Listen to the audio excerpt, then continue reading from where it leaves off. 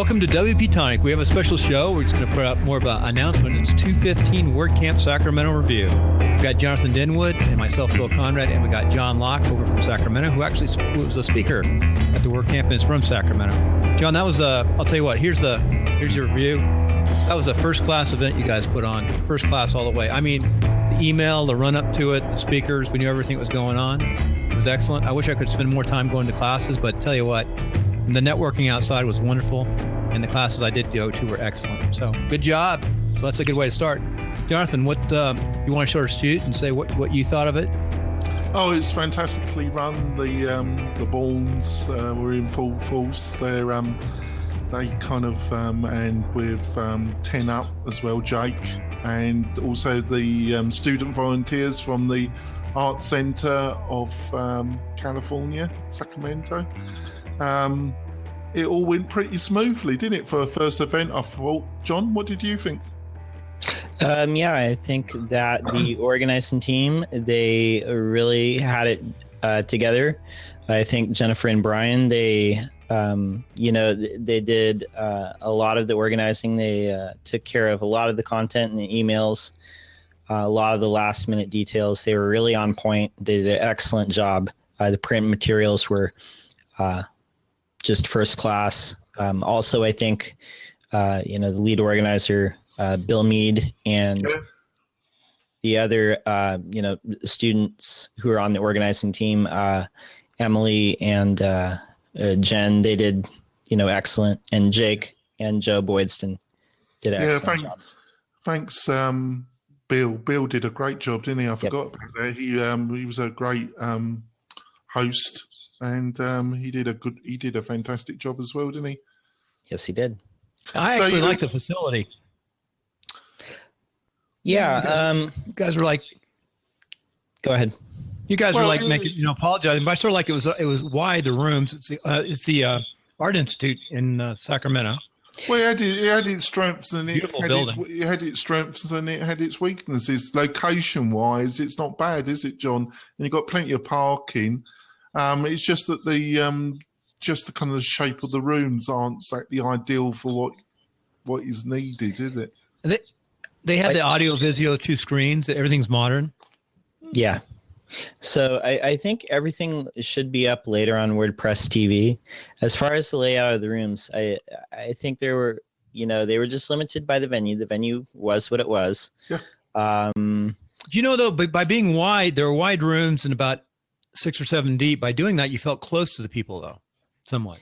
Yeah, true. That's normally like the larger room. That's normally 3 rooms that are blocked off by partitions, and all they did was just open it up. And what they did is they used what they had, and they made the most of it. And they had projection screens for each of the 3 sections, so everyone could see the slides.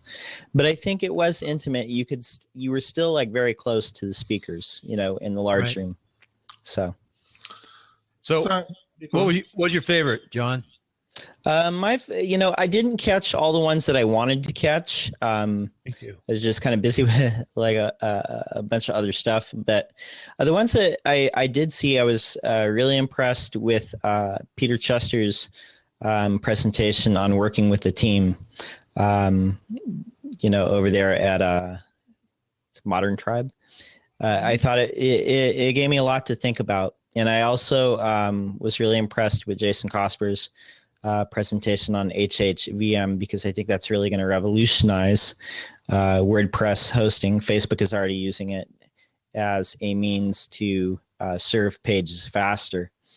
I know the one. Because you explain the HHVM real fast? You went to it, right? I watched him on live stream. I was doing some volunteer duties, so I was watching him on live stream. I was actually there now. It's trigged. Mm-hmm. The title is Way of the Future, isn't it? That is the one. So he was really talking about the Facebook and also PHP 7, isn't he? And the kind of performance, because obviously he works for WP Engine, doesn't he? Correct.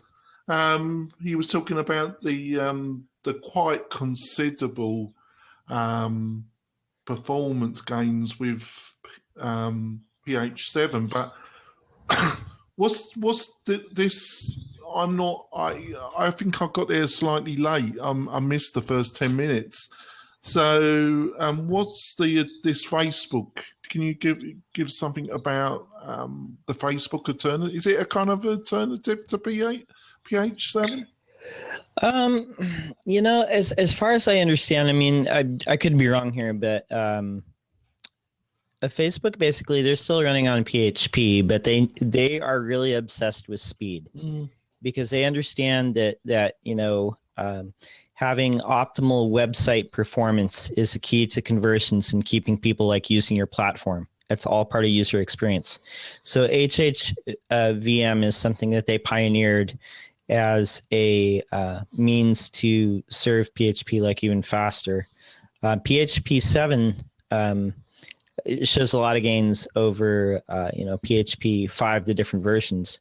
But as they brought up in the presentation, there's an awful lot of sites, an awful lot of servers out there that are using PHP versions that are no longer supported.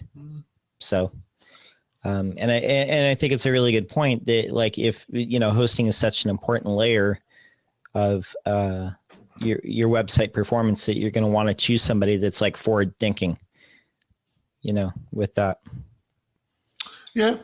HHVM, is it virtual machine design or something just in time? Yes. I wasn't there. Yes. And you're going to have to, the host is going to have to be able to manage it or work it. Yeah, the host. Yeah.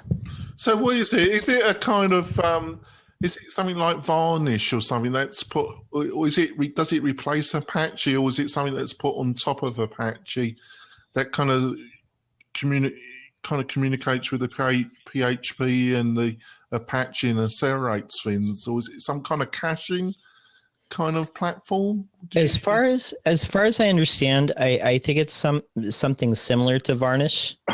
I mean, it's something I'm still kind of learning about myself. So yeah, it must be great to know it all, mustn't it? But we're just mortals, aren't we, John? Absolutely. I'm very mortal. I don't know about. I'm extremely mortal. So. I'm not sure about the wizard though. I'm tired. Yeah, wizards don't die. Good today. Yeah, Jonathan was looking rough yesterday. That was a little bit, wasn't it? Finally got well and not coughing.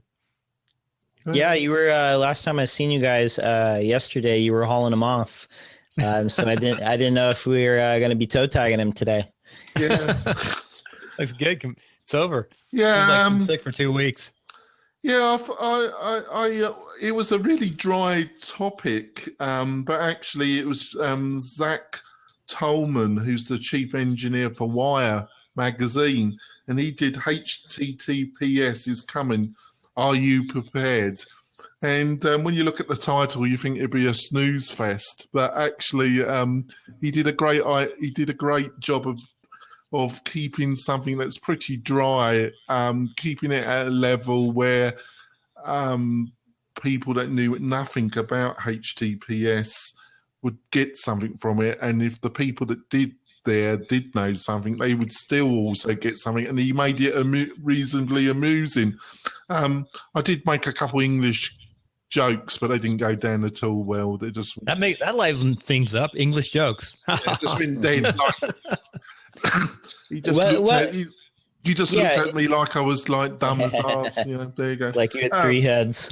Yeah, exactly. But that was pretty good. And of course, we got to talk. I suppose we have got to talk about the big man in many ways. Chris. Chris Lima. Yeah, I'll put I've got a 5-minute little intro. I taped his intro. It was so good. Yeah, it was about Stanford. Yeah, it was up to his normal standards. Would you say, John? I wasn't able to catch that one.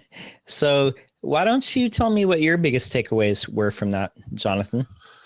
Well, it was subtle in some ways because he was talking about, what did he talk about? That's a really good question. He talked, first of all, he talked about Stanford, he gave an example of how a kid got into Stanford without being the straight A student because he went and focused on a certain thing. Yeah, he was saying that you don't actually have to be the top to get a result. You just need some strategy in that works and sticks with it.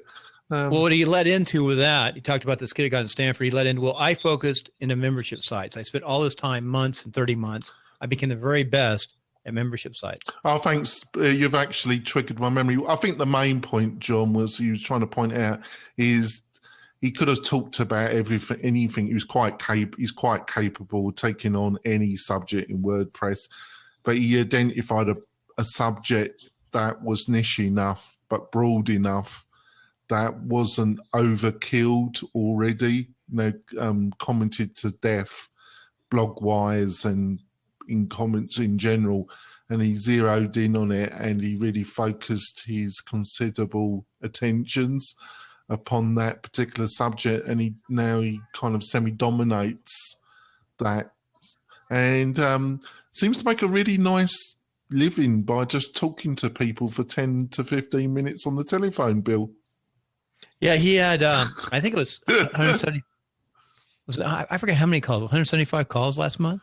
Yeah, at $6. And the average like 15 minutes a call, 6 minutes a call. We figured like $18,000-$19,000. Yeah, that's not bad, is it, John? But, he hustles. He works. He's really friendly. He said, "Yeah, I'll come on the show." Yeah, he's fine. And I asked him about some plugins, some stuff, and it was good. Yeah, you must have been amazed talking to you, Bill. Hey, let me talk about my one class. The one class I actually went to two, Chris's, in the new age of content. And then I'll let you guys finish up and knock out a couple of other highlights and talk about what's coming up next. New age of content was by Craig Taylor out of Arizona. And he talked about all the things that we do. He talked about the social media. He talked about Blab IM. We were one of the few people that knew about Blab and taking Blab and doing what we do. There's about 3 or 4 people in the whole room. There are a lot of people there.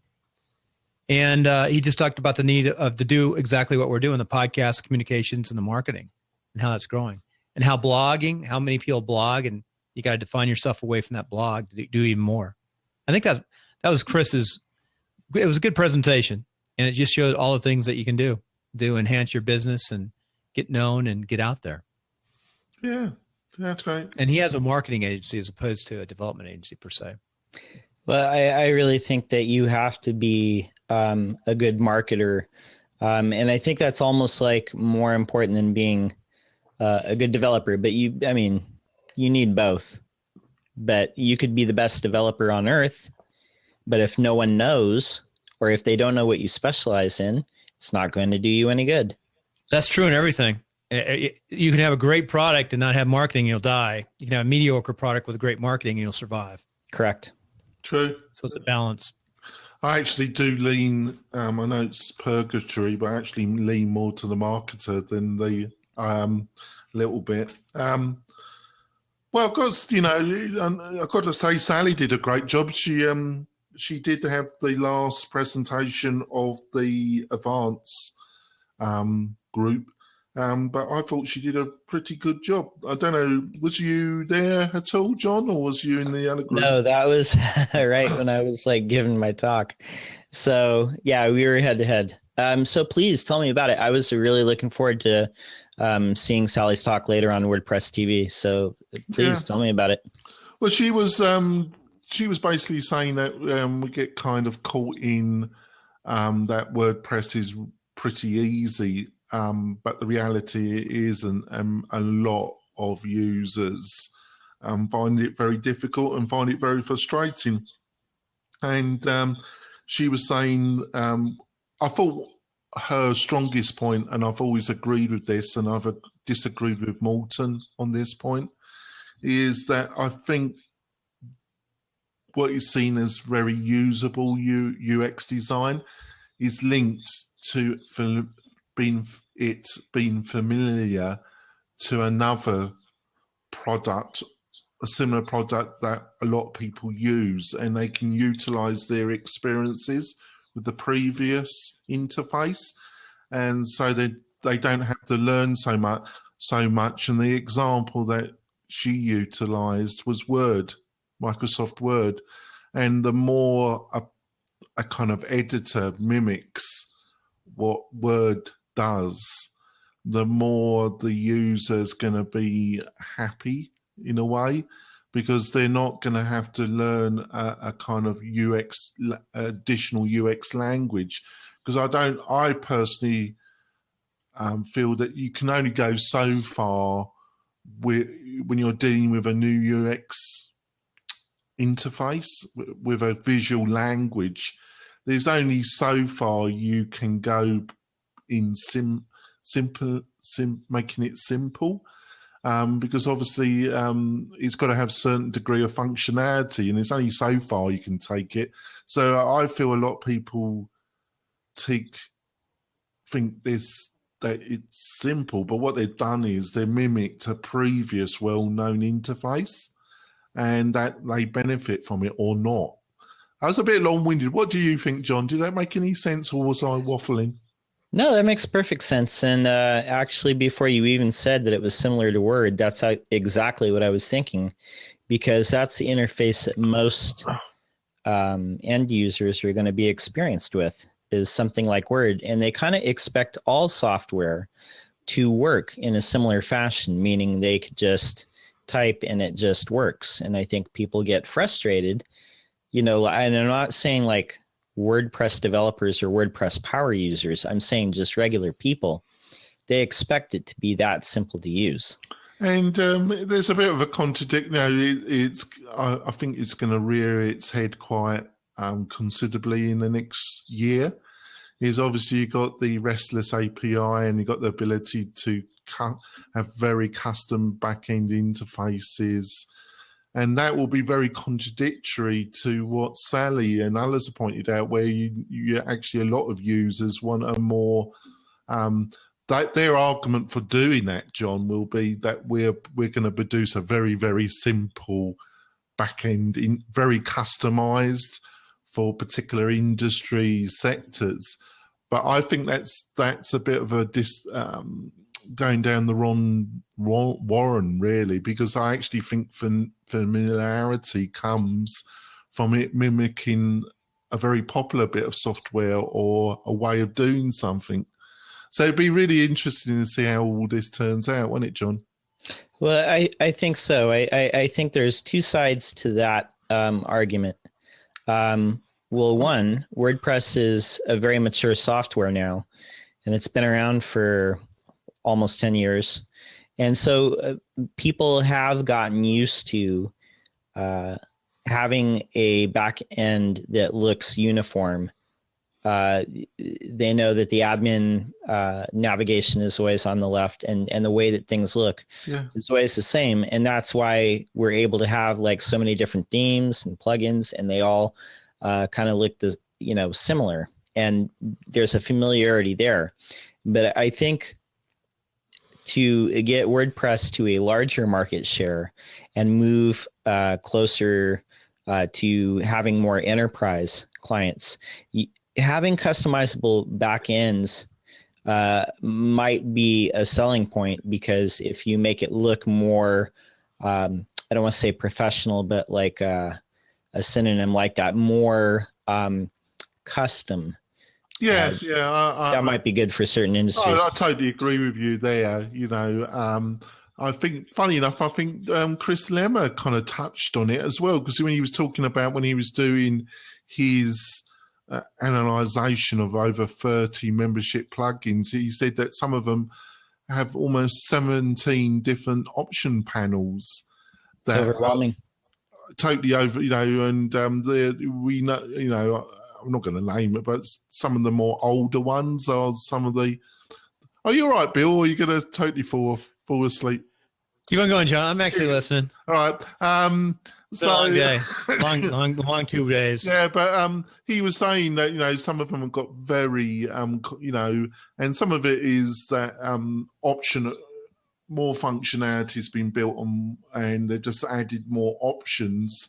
And I think he's probably right about that. But also, I think if you do offer a lot of functionality, it's really a lot of time and money and energy really has to be kind of really placed in making something that is pretty complicated and ending up with a kind of option pane where you don't end up with 17. I don't think it's that easy. What do you feel, John? Well, I definitely think that. I mean, for a developer, it might be good to have like a ton of options, But for the average user, when they get presented with 17 options on a screen, it's confusion. When you have that many options, you get paralysis, decision paralysis. And, that's 17 opportunities for them to make something go wrong. And I think that making things more clear, like on each page, is probably a better way than to have so many options, because it is confusing. Sometimes it's confusing for developers. So, and I think what Sally was also pointing out, she was pointing out that she kind of using custom field types. She kind of tries to, because I have done some a long time ago, and I wasn't anyway a top, but I did a bit, was Expression Engine. And Expression Engine uses field types to build kind of custom backends. And like if you going to insert a new image, you would have a field for the image, which would be inserted into the template. And Expression Engine is very highly template based with its own kind of PHP kind of language. So it reminded me of that. But the problem is you get people that want a WikiWiz thing. You can never seem to satisfy everybody. And other people just want a field and upload the image and not have to bother with the interface. So I don't think it's so... there's a lot of grey in this. What do you think, John? Well, I think that, at least from what we saw like last year, the head honchos at WordPress probably do see the WYSIWYG editors like Squarespace, Wix, and Weebly as competition for that market share. And so I think that, a lot of things are kind of moving at least that direction, to have that option. And I think with the WYSIWYG, it needs to be done like in a way that's better than something like Visual Composer, which is very popular. But like it can be very, very overwhelming for the average user. Yeah, but, well, she was talking about a front end, actually having a nice front end. And I went to the website, and their website was down, but she bought a developer. I forgot the name of it actually. But I think having a nice front end one that does it doesn't try and do everything, but does what it does intuitively. And I think that could be of great benefit. So she was talking about that. And I think you kind of took me back when I first logged into WordPress, and it definitely isn't intuitive. And I had utilized Word, and I had kind of developed using Dreamweaver and done a bit of Expression Engine and graphic design. So I wasn't in any way, and I still would say, what does really pages and posts really mean to people? It doesn't, when you get used to it, you totally understand what it is. But when you hear it first, what does it mean? But I do think there's only so far you can take it, isn't there? So it's trying to find that happy medium. What do you feel about it, John? No, I agree. I think if you're a new user, I think explaining like the difference between a page and a post is, I do think that's confusing to a normal user and anybody that's new to the WordPress ecosystem, because they're going to think just a page is a page. So there's always room for improvement. Yeah. And I also think there could have been some kind of guidelines, because I think there's some plugins that have the kind of setting pane in the plugin pane. They have settings where sometimes it's under settings, sometimes it can be under tools, can't it? And sometimes it could be, you get settings because it's a plugin that produces a widget, and you only get so you can end up with settings almost 5 or 6 different places, can't you? Oh yeah, totally. That is a common issue. Is that in the plugin market, there's no uniform place where settings or editing stuff shows up in the admin menu. Like everything is different, and that is really the thing with WordPress. Is every single configuration, it follows like a same basic outline, but each theme and plugin combination, it's completely unique. And Yeah, that's what I liked about her presentation, because it does bring up, you could take it at the surface level and still get a lot from it. But Hey, Jonathan, I want to keep this at 25 minutes. Let's wrap this up. I'm just saying one thing. We'll pass it around, and great show. But one that came up too is Russell Aaron from Las Vegas was there, and he's real active, of course. Great idea that came out. We were talking. I networked. I spent, other than 2 classes, I was out in the common area working on the computers and talking to folks. But Russell said, by the way, if you sit out like in the lunch and stuff, you can talk to Chris Lima. Out there, it's amazing what you do. WordCamps are great. That's why they sell out. But anyway, Russell, great idea for Nevada, and Vegas was very good. I wish I'd gone. You said I've heard nothing but great things about Las Vegas. Did you go, John, to Las Vegas? No. But I've heard nothing but good about it, and it was a good facility. Jonathan, you were down there, right? Oh, it was well run, and they had a good buzz about it. Anyway, so we can get, Nevada's a little smaller, but we're close, Northern and Southern California. The idea is to have one up here in Reno in the mountains and one down in Las Vegas. But the one in Reno, they want to have a camp out on Thursday night, or maybe Friday night, or Thursday night, and then bring people in and do it in August, off season between the events. Maybe get the rooms around $35 downtown, like one of the casinos. Have some fun. Yeah, maybe. Get it all set up down there. You guys need to jump in and start organizing it. Now, well, Russell Aaron, I think, would be lead on it for both the state.